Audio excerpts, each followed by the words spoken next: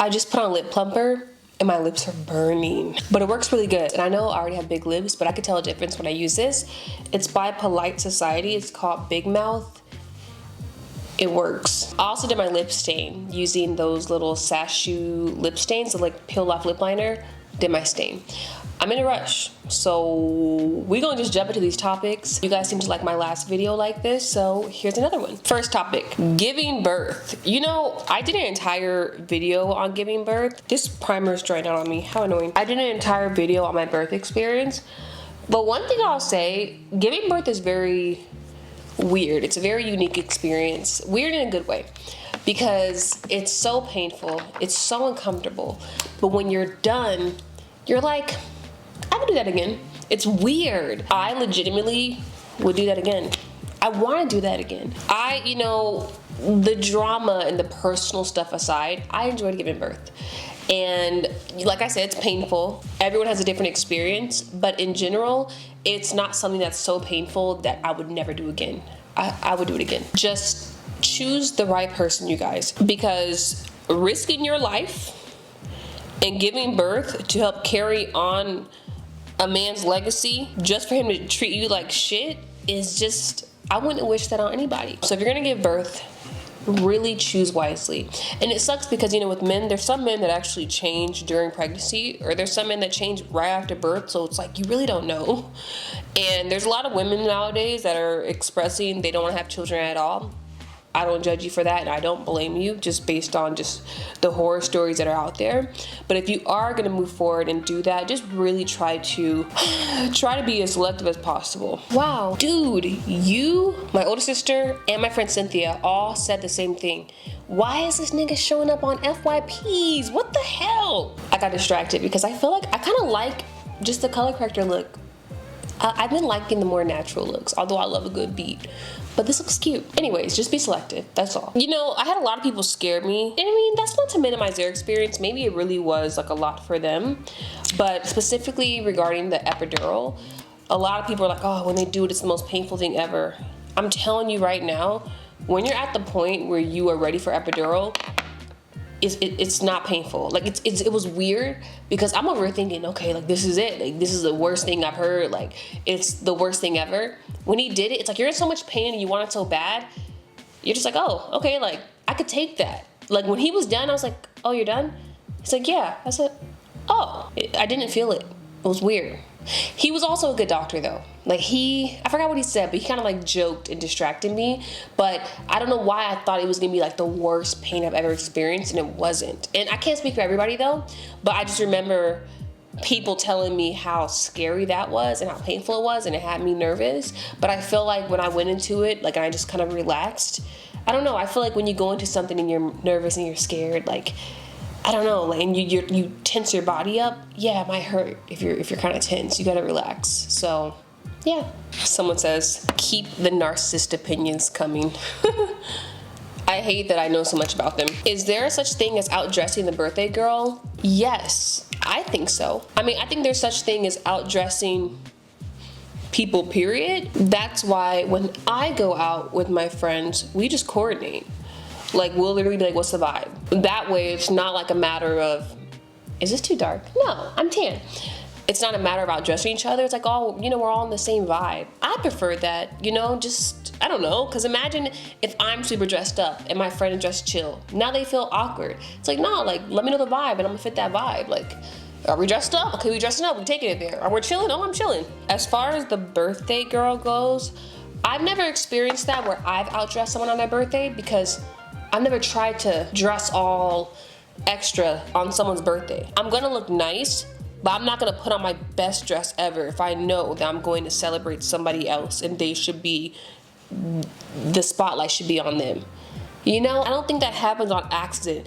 Unless the birthday girl dresses mad casual, then it's like, what do you want us to do? I like when people have parties with themes, because okay, you can follow a theme, right? Or like a color scheme or something, but to me, because I've seen debates on this, and it's like in situations in which the birthday girl is just dressed chill, like on her birthday, it's like, I don't know, like, what do you expect people to do? But then there's some people who really will go all out, and it's like, you didn't have to dress up, you know?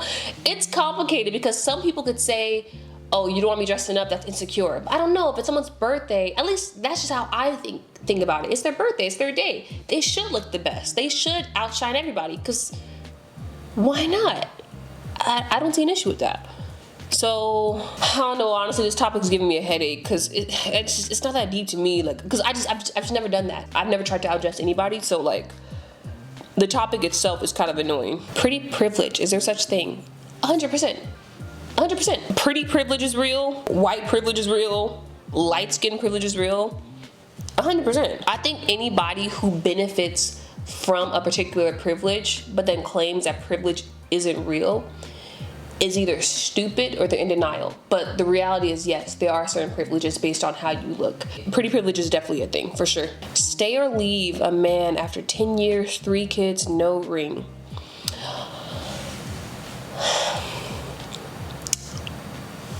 You know, here's the thing. I love the burnt under eye. Like, I really like it. If you want a ring, and you're expecting that, and you've expressed that, and you haven't gotten it after 3 kids in 10 years, I mean, I'm not psychic, so I don't know. The likeliness of that happening is probably slim to none because you've already given him like everything he's wanted, you know? You've still stayed despite not getting what you want. If that's what you want, which I'm assuming that's what you want because that's what you're saying. Here's the thing. You know, I used to be the type, believe it or not, yes, I want marriage. You know, the idea of marriage sounds nice. But I also used to be like, you know, I don't really need it. It's cool. If I don't get married, that's fine. However, when you have children with somebody and you're not married to them, if something happens to that person and they on life support or whatever the fuck, you're not gonna really have a say-so, right? Like, if you're not the wife, I think the say-so goes to the mom or something like that. When it comes to major decisions that you would need to make, especially if it has to do with your children, like say they die and they have an inheritance, the wife has a say-so in that. Financially, there's benefits to being married. Honestly, I have more to say, but I'm trying to be appropriate, you know? I'm not trying to say anything that is rude. Not to you, but like other thoughts I have regarding marriage. In short, what I'll say is I'm not gonna tell you to stay or to leave, because I've learned when it comes to people like in their relationships, if you wanna leave, that's a choice that you will make when you're ready for that. Me telling you to stay or leave isn't gonna do anything, right? I think there's a part of you that's leaning more towards leaving versus staying, given that you're asking this, because if you weren't considering it, you wouldn't be asking anyone for advice or their thoughts on it. But I'm not gonna tell you to leave or to stay, because you've been comfortable in this relationship for 10 years, so that's a personal choice for you. If you're not getting what you want out of it, and you recognize that, okay, like, you're probably not gonna get what you want out of it, and marriage is something you strongly desire, then staying in the relationship, it's like you're just gonna have to accept that you're not gonna get what you want. Unless something happens to him where he feels like he needs to tie you down. Like, I remember I hired junk removal sometimes to help like clean out my stuff, and I'll just be like, it's always guys, right? Sometimes I'll just talk to them. Alyssa and I hired this one service a lot, so they kind of get used to us, and we'll talk, and they'll be like, oh, you know, so how's everything? And there was one time I was talking to one of the guys, and he flat out told me, he was saying he was married. He goes, if I were you, I wouldn't take a man seriously until you're in your 30s. Did I just mess up my makeup? No, okay. He's like 40. Because he said majority of them are unfaithful. I'm like, oh God, I don't want to hear that. But he ended up telling me that he was married. And he said he only married his wife because he thought that he was about to go to prison. He ended up not going to prison. But he said, yeah, I married her because I thought I was about to go to prison. I mean, I needed somebody. I'm like, that's awful. And I feel like there's a lot of men who will marry a woman just so they can have somebody. You know, I don't know if this is true or not, but I hear like a man that's married lives longer. Don't know who said that, but this is just what I've heard. But yeah, like him telling me that just so directly, I'm like, there's probably a lot of men that have done this where they just married who was there, you know, just so they had somebody. And that's just so whack to me. You know, I'd rather not get married at all. Don't fucking... I'm not gonna be your pen pal. So I don't know, it's tricky, but I'm rambling at this point. Like I said, I'm not gonna tell you what to do, but if you're expecting marriage, I don't think you're gonna get out of this situation, because it's already been 10 years, you guys already have 3 kids, I'm sure you guys already have a routine, I'm sure you already given him the benefits of you being a wife without actually being his wife. So I don't think it's a man thing. I think it's a people thing. If someone is getting something out of you, or they're getting everything they want without having to do too much, why do it? I want to give an example, but my brain, I can't go there right now. But if you're getting what you want out of a situation and you're just giving the bare minimum, why do more? That's silly. If you had a job and all you had to do was go to that job and just walk around for 30 minutes and say hi to everybody, and you got paid like $90,000 a year, but that job basically said, hey, we need you to stay and say hi to everybody for like an hour. Even if you don't do that, you're still gonna get paid your $90,000 for coming for 30 minutes, but we would like for you to stay for an hour. But it's like, but if I could do 30 minutes and still get my 90K, like why would I do an hour? That was an awful example, but you get what I mean. You know the saying, like, why buy the cow when you can get the milk for free?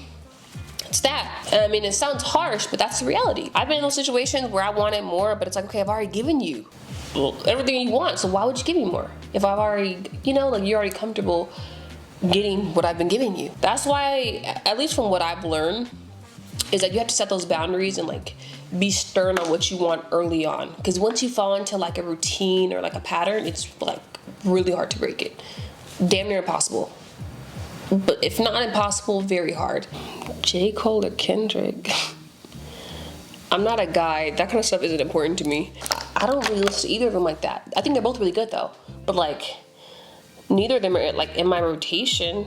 So I couldn't tell you. They're both really good though. Like the songs I do have, great. But like I don't listen to them on a daily basis.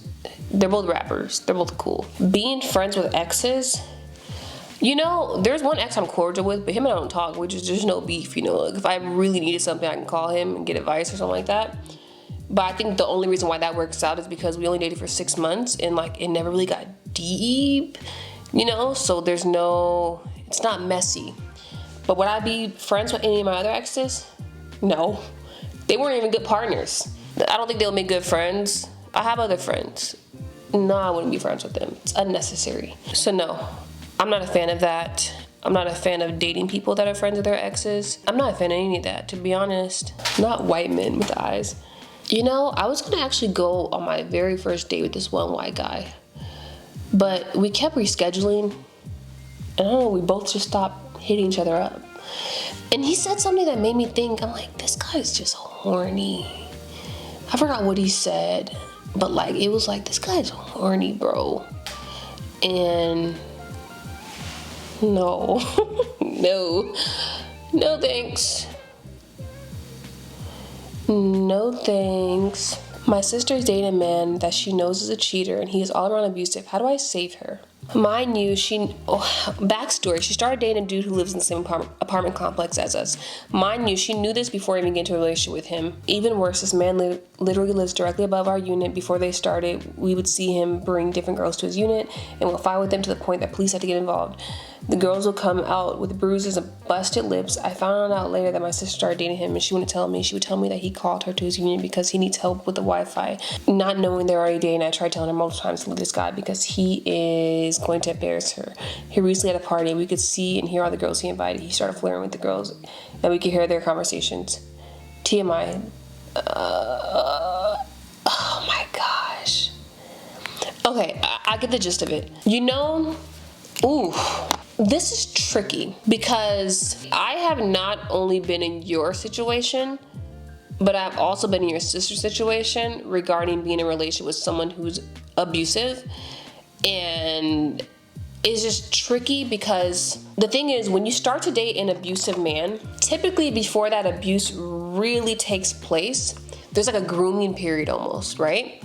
And it's it's weird, but they get into your head, break you down so much so that when the abuse starts, you've been convinced that you have no one in your corner to really help you out anyways, or who will believe you. And you've also been convinced to you're scared to even tell anyone about it, right? Like when I was in an abusive relationship, it took me 6 months to even mention it. Because I remember there were signs of it. And two of my friends, they were like, he's abusive. And I remember saying, no, he's not, you know, like, I didn't believe that. And so when he showed that side, like for real, for the very first time, one, it was scary. So I was like, who the fuck? Like, I was just in shock. I'm like, wow, like, what did I just sign up for? You know? I just remember I was in shock. Because I remember, you know, he spazzed. He had like picked me up from my sweater and like lifted me up, kind of like choking me. And I remember when I started crying, I'm like, what the heck? Like, and he's like, man up, like kind of like bucking at me, like trying to get me to fight him. And I'm like, what the heck? And I forgot how it came up. I don't know if he prompted me to say this or if he said something, but I'm like, you know, I have people who will protect me and who will help me. Who? Call them. Like, you know, like I'll them. And it's like, in that moment, I'm like, okay, this guy wants me to be scared and he doesn't want me to feel like I have anyone who protect me.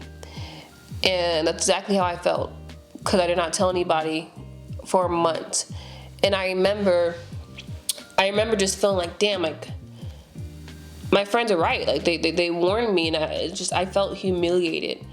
And it's a trip because one of my friends at the time, her and I actually lived in the same building. So I wish I can go back and tell her, you know, because like at least I would have had someone like nearby.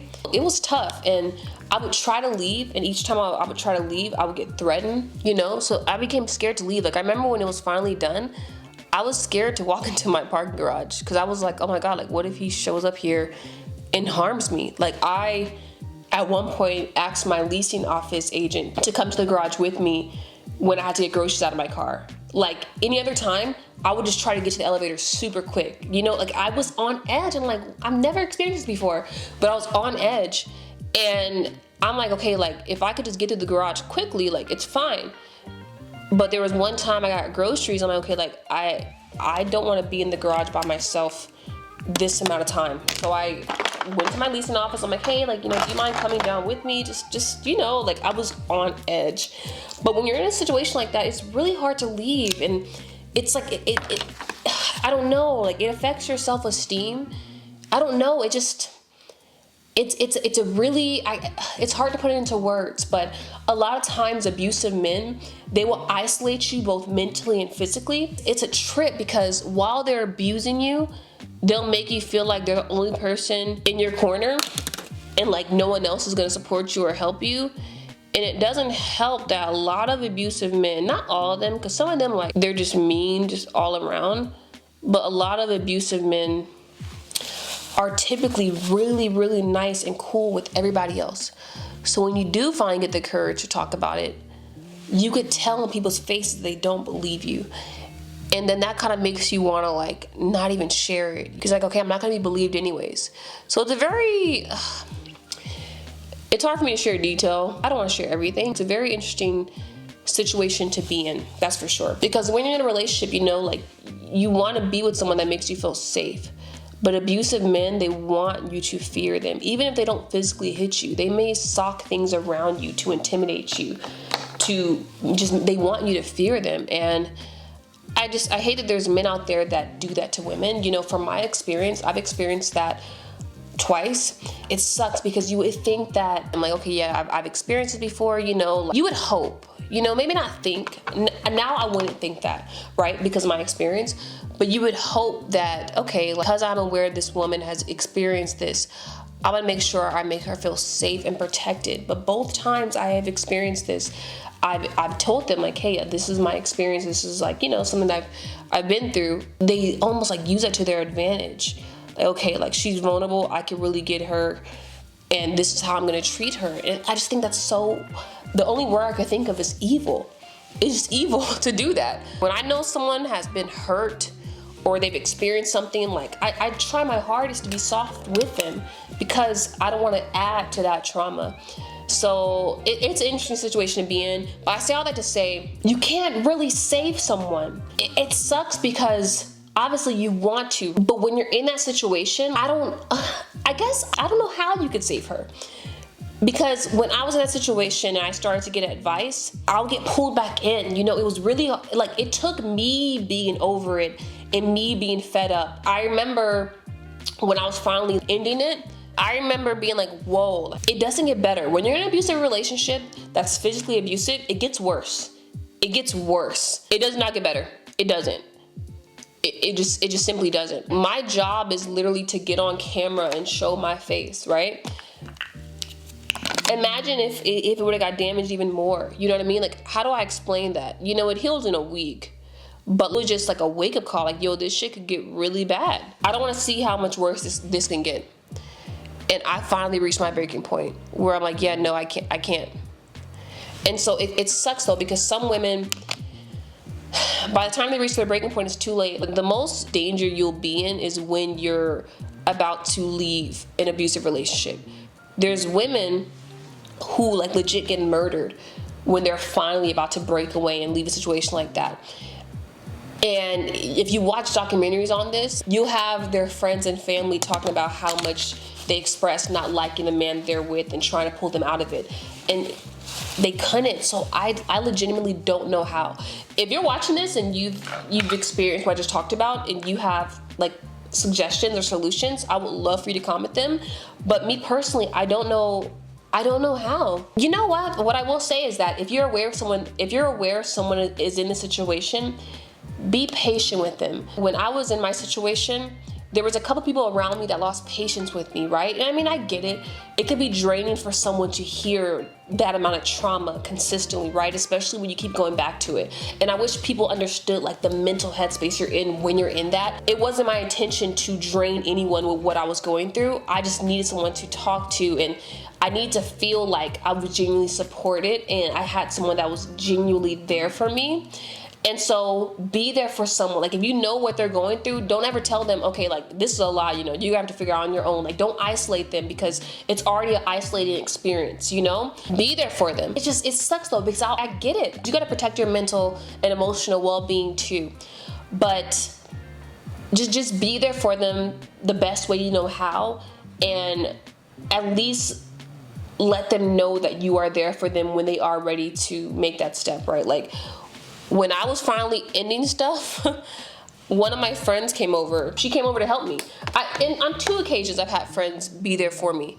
You know, just so I wasn't alone, because I was scared. So even that did a lot for me. Like, just knowing, okay, like, I have this friend who's willing to be here with me to make sure I'm okay. Be there for them. But as far as trying to convince them to leave the relationship, honestly speaking, whether a relationship is abusive or not, you can't really convince anyone to leave a relationship that they're not ready to leave.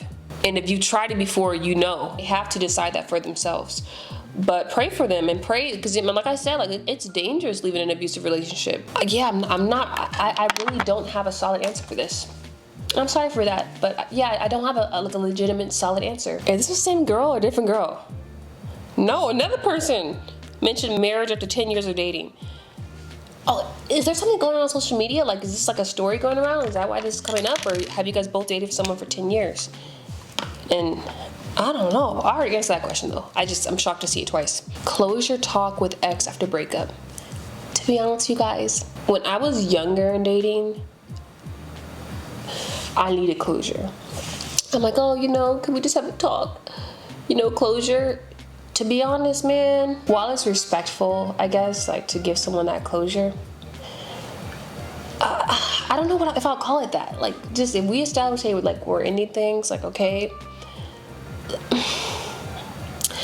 I think sometimes, because when you give closure, right, I guess it depends on, like, I guess it's a case by case, you know? But at least for me in the past, when I've wanted closure, oh, not my phone falling. When I wanted closure, there was a huge part of me that wanted to know why. Why are you choosing this? If they were the ones ending something, right? If it's me, then it's like, okay, like, I already know why. But if they were the ones that were deciding, okay, like, yeah, I'm like, why, right? What I've learned is that, and this just, for me personally, you know, everyone's gonna be different, to me, sometimes the why makes it harder to just release and just let go. Sometimes the why doesn't matter. Sometimes it's easier to be like, you know what?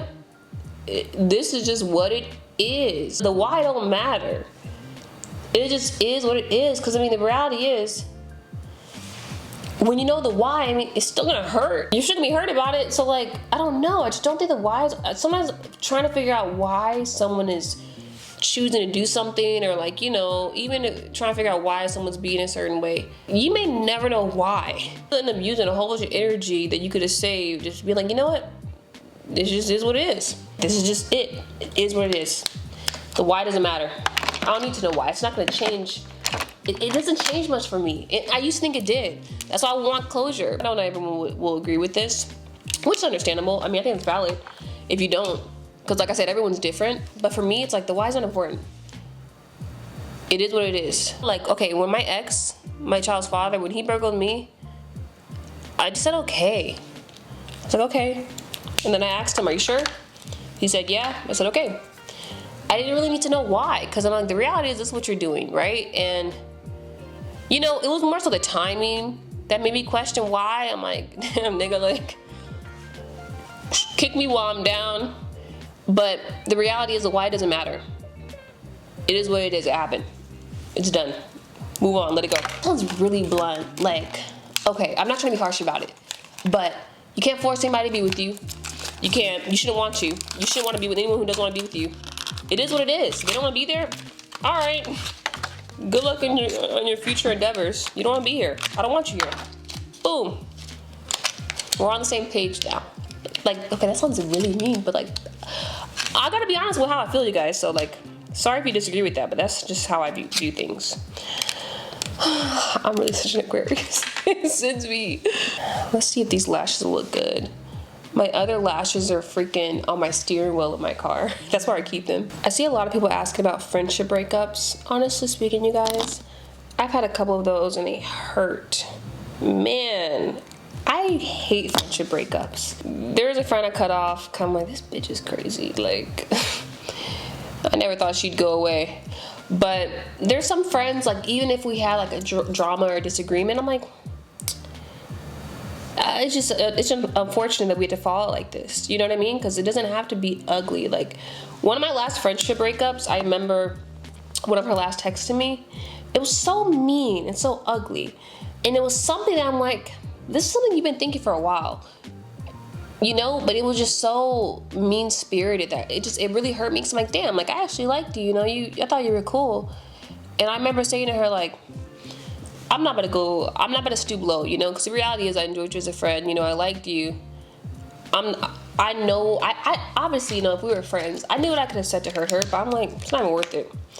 You know, if this is how you are choosing to exit our friendship, you know, being mean, like, that's on you, but I'm not gonna go there with you. But friendship breakups suck. They really do suck. How do you get through them? Honestly, time. That's kind of how it worked for me. I remember when Portia and I had our little falling out. Portia and I didn't speak for almost a year. And when we finally became friends again, I was so happy because I'm like, oh, I missed her. And I remember, I mean, I knew Portia since I was 17, and it was like our first like fallout disagreement ever.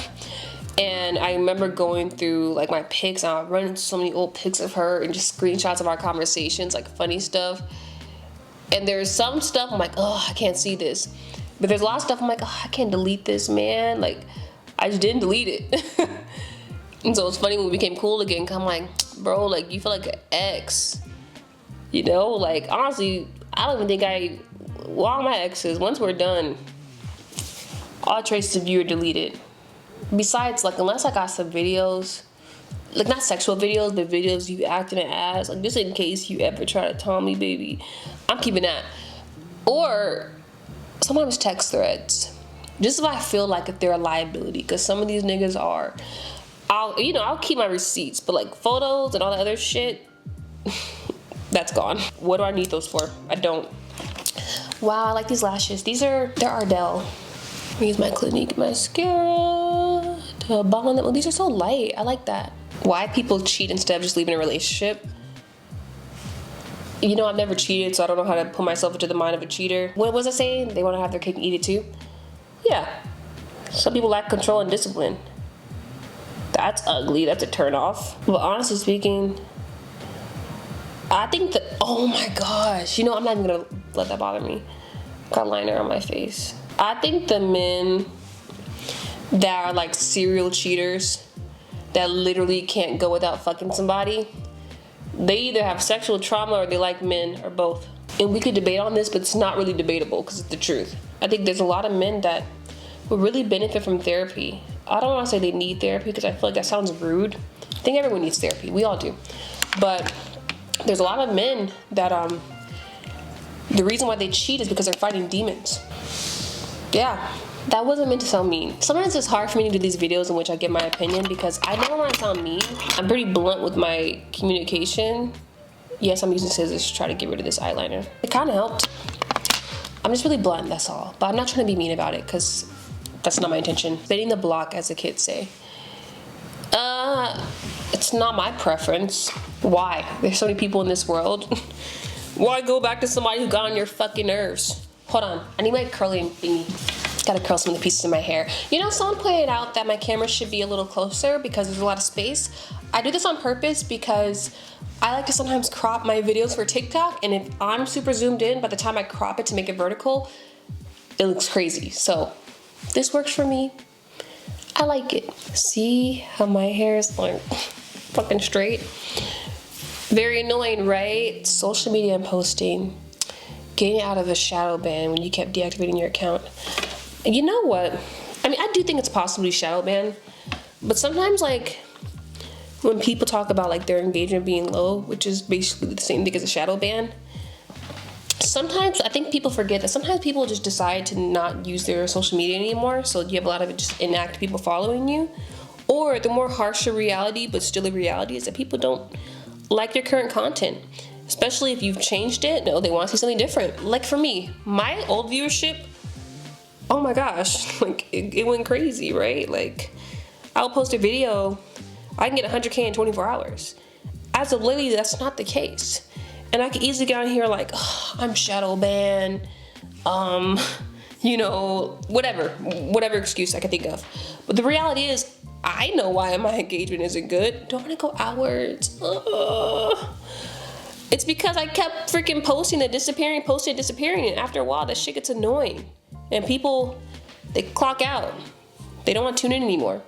So because I recognize that, I'm just committed to being consistent to build up my engagement again, because I do miss when my engagement was higher. Duh, it's my job. Like, I want my engagement to be high or just good, you know? But because I recognize, and I'm real with myself, I know that it's my fault. So I'm not gonna blame the algorithm. No, it's my fault. I took my platform for granted. I took one too many breaks, and now I have to prove that, yes, I'm gonna post consistently. Because why would people feel comfortable, at least like right now, like while I'm just now getting into posting consistently? Think about how many times I've posted consistently and then disappeared. So at this point, I'm sure a lot of people have already found other comfort creators, right? But why would people trust me right now? I've done this before where I posted consistently for 2 weeks. That's not gonna work anymore. Now I need to post consistently for months, because if you get used to watching someone and they disappear, I don't know, it's kind of traumatic. Like, that can create abandonment issues, right? So I understand why people aren't even now, you know, like I've been posting, but people still aren't tuned in 100%, because like I said, I've done this before where I went on a streak and then disappeared for 2 months. So I just recognize for what it is, and I'm not gonna blame the algorithm for my low views. It's not the algorithm's fault. Now, granted, sometimes it do be the algorithm though. Not for me, but just, you know, for other creators, so I get that. But the whole like idea of being shadow banned, if you really feel that way, maybe just make a completely new account, you know? That could help. I've heard that has helped before. Or switch up your content. Oh, I just love this hair. Although, I don't like that gap right there. Yeah, that looks better. Switch up your content, try something new. The cool thing with social media that I like is that you could always switch it up and try new things, right? Like, you could always pivot. And I noticed from doing social media for a long time, people like passion, right? So if you're doing anything, sometimes you may not see the results you want immediately, but eventually the right audience will gravitate towards you. You'll see, okay, like, well, I like this, you know, and she likes this and she's doing it consistently and I can tell she's passionate about it, let me subscribe to her and follow her. It takes time. But if you find yourself getting lower engagement, change your strategy. Like I said, social media, you could always change your strategy. Even for me, I've been doing this for 10 years. I still watch videos on strategy and how to get better. And I'm gonna always do that. Because I'll never think I know everything, because I don't.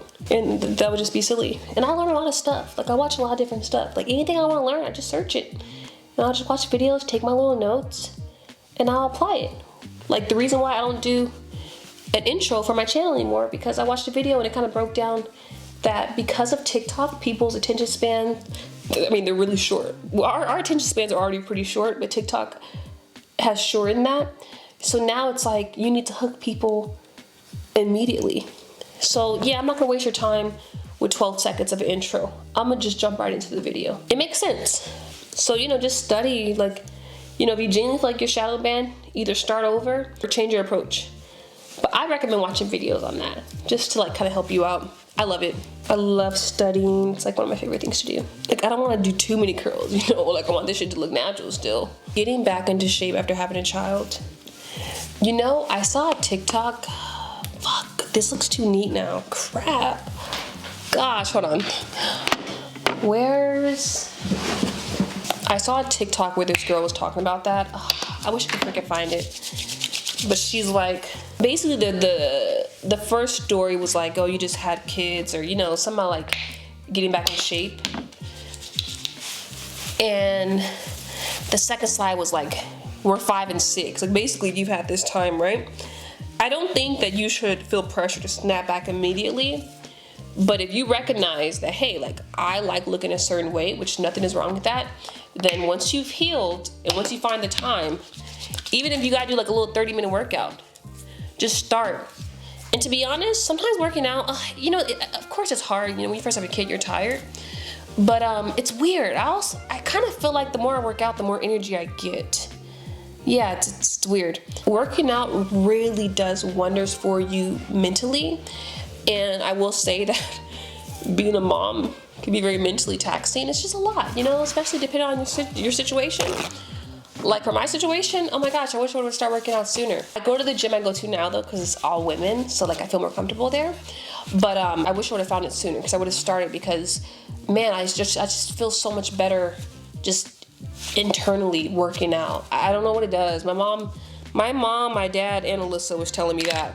They kept saying, dude, just work out. It's not even just the physical aspect, but like mentally, like it really helps you. My dad was telling me that for months, and I finally did it, and I get it. Like I really do. But as far as getting back into shape after you give birth, you know, of course, like I said, don't fall into the pressure of feeling you have to immediately snap back, right? Because you don't. But after a while, it's like, you can only use the excuse of, oh, I just had a kid for so long. After a while, it's like, okay, like, that nigga's going to college. Like, what? Like, just say you don't want to work out, and that's fine. Like I said, if that's not what you want to do, don't do it. But if it's what you want to do, and you know, you do want to work out, you do want to get back into shape, just do it when your body's ready. Like when you're healed. Like for me, I think, I mean, not just for me, I think for most people, it's like, what, like 6 weeks? I went to my doctor's appointment 6 weeks after I gave birth, and she checked me down there. She's like, okay, yeah, you know, if you want to start working out, you're good to go. I'm like, okay. Did I go? No. But I knew I was in the clear, you know? So once you're in the clear, if this is something that you want to do, find the time to do it. Even if it's 30 minutes a day. Oh, this freaking bulb. I don't know which what direction do you want to go? I have 20 minutes and then we have to leave. How to not feel like giving up or how to be motivated to work out. Although like I'm new to my fitness journey, I've had a couple days where I'm like, ugh, I do not feel like being here. But you know, I talk to myself a lot in my head when I'm working out, right? And I just push myself. I literally will be in my head like, come on, don't be pussy. Like you got this, like you can lift more. Like, come on, bro. Like you have to motivate yourself. Especially if you're going to the gym by yourself without a trainer. I be motivating myself like, yeah, you could slack on your sets, but you're paying for this membership. So you need to, like, don't cheat yourself. I say that to myself a lot. Like, come on, don't cheat yourself. You're here, you showed up, get your workout done. Like, you got 2 more sets. Like, come on, you're almost done. You're almost done. Like, I talk to myself a lot. Not out loud though, in my head, because I don't want to sound crazy. You want your body nice, right? You want to feel better. You want to look better in your clothes. Push through. Feeling like, oh my gosh, I do not want to be here for real sometimes. But then you finish. You're like, I'm so happy I didn't give up and I finished that. Sometimes, one thing I'll say, one of my issues, and I'm working on it, I'll be distracted on my phone sometimes. I'm like, bro, get off your phone. You can get on your phone when you're done. And I'll force myself to finish so I can get on my phone. I'm like, you can check your phone once you finish this. I'm like, all right, that's my motivation right there. Like, I want to check my phone, but it takes a lot of discipline. And I feel like as you go, you kind of build that discipline. Discipline has always been an issue for me since childhood, you know, so having to teach myself discipline is definitely different, but it's possible. Just show up for yourself. And I'm telling you, when you're done, you're like, wow, I'm so happy I did that. Like, I'm proud of myself for doing that. You know, even if you don't finish your workout, even just showing up and just trying is sometimes enough, you know, because not every day, like some days you're just like, all right, like, it's just not my day. But just showing up is a lot, you know, it means a lot. Friends that don't communicate. I would need more detail on this, because I have some friends that we don't talk every day. I know they still love me though. And I know if I need them, I can call them. And if they need me, they can call me. We don't gotta talk every single day. We grown. We got lives. I don't have any friend that I expect to talk to me every single day. Honestly speaking, this might sound mean, but it's not mean. I don't like friends that expect me to communicate every single day. We are adults. We have lives. Some of us have children. If you need me, you know who to call. I will check on you. I'm gonna hit you up. Like, I'm not gonna just never talk to you. But like the friends that are like needy, like, oh, you know, you didn't hit me, and I'm not that friend for you. Like, I'm the wrong guy. I'm not the one. Because I don't have time to do that every single day. Like, that's too much. That's too much. I'm not your guy. Like I said, if you need me, call me. I'm always there. I'm gonna show up, I got you. And if I can help you, I'm gonna help you. Like, you know, like whatever you need. There's some people who think they gotta talk to their friends every single day. And I wanna know what job you have and why do you have so much free time? Because, anyways, let's see, do I wanna answer one more? I'm really in a rush. It's 6:31. We gotta leave here at 6:44 to make it in time. I'm gonna get dressed. I'll show you guys my outfit, I'll show you guys my fragrance, and I'm gonna come back and say bye to you guys.